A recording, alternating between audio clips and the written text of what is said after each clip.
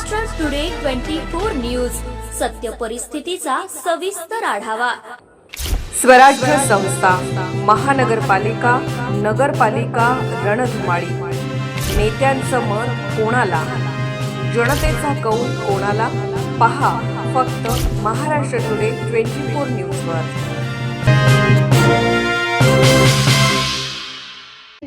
आणि घरमालक देखील म्हणला, जेज माझा मित्र आहे, एसपी माझ्या खिशात आहेत, पोलीस माझेच आहेत, बाई तू जिथं जायचे तिथं जाय, आमचं काहीच होत नाही, तुला जिथं खेटायचं तिथं खेळ। भिंत पडून मयत झालेल्या कामगाराच्या विधवेचा आत्मदहनाचा इशारा, मुख्य गुत्तेदारावर गुन्हे दाखल करण्याची मागणी। खासदार बंडू जाधव व आमदार डॉक्टर राहुल पाटील यांच्याकडे ही केली तक्रार। परभणी तालुक्यातील नांदखेडा रोडवरील जैन एंटरप्राइजेसची जुनी बिल्डिंग पाडण्याचे काम ठेकेदार वाजेद मोहम्मद यांनी घेतले होते। सदर कामात भिंत कोसळण्याची कल्पना असतानाही व या कामासाठी पूर्व उपाययोजना व सुरक्षा साधने उपलब्ध करून न दिल्यामुळे सदर मजूर महादेव हरबडे काम करत असताना अचानक भिंत कोसळून तो गंभीर जखमी झाला। त्याला तातडीने जिल्हा सामान्य रुग्णालयात उपचारासाठी दाखल केले होते। दरम्यान जखमी मजुराकडे जाणून बुजून गुत्तेदाराने दुर्लक्ष केले। घटनास्थळावरून मजुराला जखमी अवस्थेत रुग्णालयात दाखल दुसऱ्या व्यक्तीनेच केले। दरम्यान गंभीर जखमी असल्यामुळे दुसऱ्या दिवशी जखमी मजुराचा मृत्यू झाला। दरम्यान संबंधित घटनेची तक्रार नानलपेठ पोलीस ठाण्यात दिली असता पोलिसांनी मुख्य आरोपींना सोडून दुसऱ्यांनाच या प्रकरणात आरोपी करून मुख्य आरोपी गुत्तेदाराला सोडून दिले। या प्रकरणी मयत मजुराच्या पत्नीने जिल्हा पोलीस अधीक्षक कार्यालयात तक्रार देत गुत्तेदार मुख्य आरोपी करण्याची मागणी करत आत्मदहनाचा इशारा दिला आहे।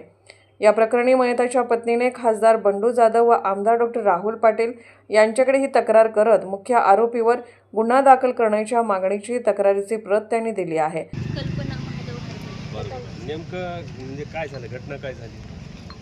घटना, गुत्तेदार सकाळी येऊन घर तोडायच्या कामाला घेऊन गेले तुमच्या पतीला? माझ्या पती। काय नाव पतींचं? महादेव शिवाजी हरबडे। बरं। कोणता गुत्तेदार? गुत्तेदाराचं नाव काय? वाजेद मोहम्मद शेख। बरं, कुठं घेऊन गेला हा गुत्तेदार?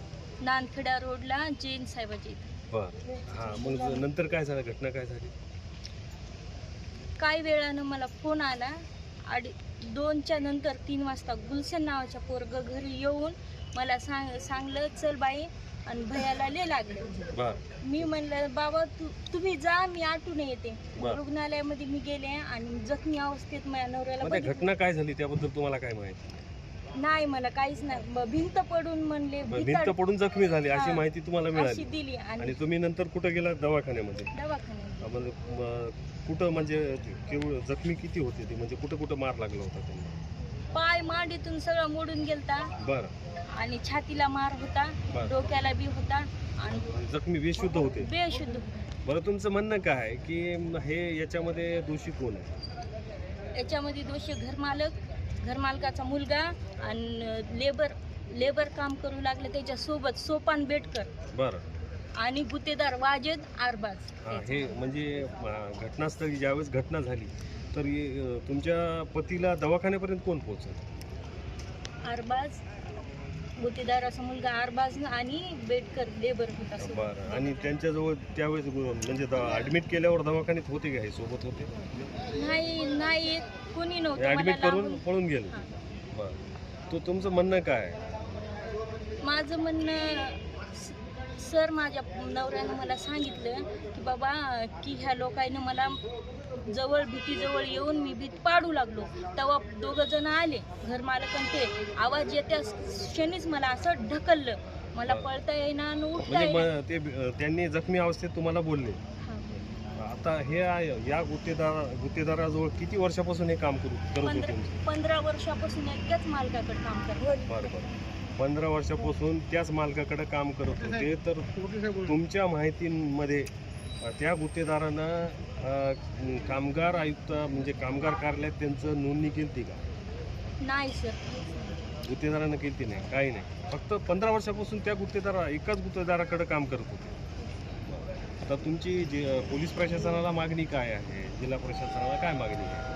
माझी जिल्हा प्रशासनाला एवढीच मागणी, मला न्याय मिळवून द्यावा। न्याय कसा मिळावा? कसा न्याय पाहिजे? न्याय आरोपीनं गुन्हा करून बाजूला सरकले आणि गुन्हा माझ्याकडून ढकलला. असा गुन्हा पोलीस नानलपेठ विशाल बोरदुरकर त्यांनी असं सांगितले की मिस्तर कामाला गेलते बाई. बरं. हां, असं चुकीचं. मी परत जाऊन बोलले त्यांना, सर असं नाही, असं म्हणे जा, जिथं जायचं तिथं जाय आणि कुठं जायचं माझं काहीच वाकडं होत नाही. आणि पोलीस अधिकारी असं तुम्हाला बोलले? हं, जा म्हणे. आणि SP साहेबाकडे कशाला गेलतीस बाई, एकदा बोलले मला, तुला काय बोलायचं तर येड्या बायाचे दिमाग गुडघ्यात असते, त्यांना कळत नाही, बोलता येत नाही, बरं. असे पोलीस सर म्हणले.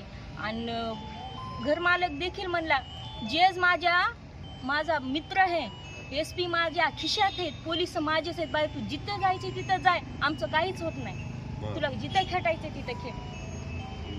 तर आता तुम्हाला पोलीस प्रशासन, जिल्हा प्रशासनाला तुम्ही काय मागणी काय आहे तुमची? काय पाहिजे तुम्हाला, नेमकं काय पाहिजे? न्याय कसा पाहिजे? मला न्याय पाहिजे. माझ्या या दोन्ही लेकराला आम्ही आणि दोन्ही लेकरं घेऊन आत्मदहन SP साहेबासमोर करणार नाही, न्याय मिळावा म्हणून. आणि 8 तारखेला नियोजन दिले, मी अर्ज दिलेला आहे. 8 दिवस, आता 4 दिवसात त्यांनी नाही म्हणजे कारवाई. तुमची मागणी काय? म्हणजे न्याय म्हणजे काय पाहिजे तुम्हाला, नेमकं काय पाहिजे? कोणावर गुन्हे दाखल करायचे म्हणजे असे काय, तुमचं नाव सांगा. घरमालक प्रकाश जैन व त्याची पत्नी, बरं. त्याचा मुलगा गुत्तेदार वाजेत हां. आरबाज आणि लेबर सोबतचा होता हां हां. बेटकर सोपान. बरं. तर काम- म्हणजे त्या FIR जी गुन्हा दाखल झाला त्याच्यामध्ये त्यांची नावं नाहीत का? नाही ना सर. बरं. म्हणजे मुख्य आरोपीचे नाव नाही, ज्यांच्यावर तुम्ही आरोप केला त्यांची नावं नाहीत. तुमची मागणी अशी आहे की त्यांची नावे टाकावी, अशी मागणी आहे तुमची. महाराष्ट्र टुडे मराठीसाठी ब्युरो रिपोर्ट मेहबूब शेख सोबत विशाल गायकवाड, परभणी.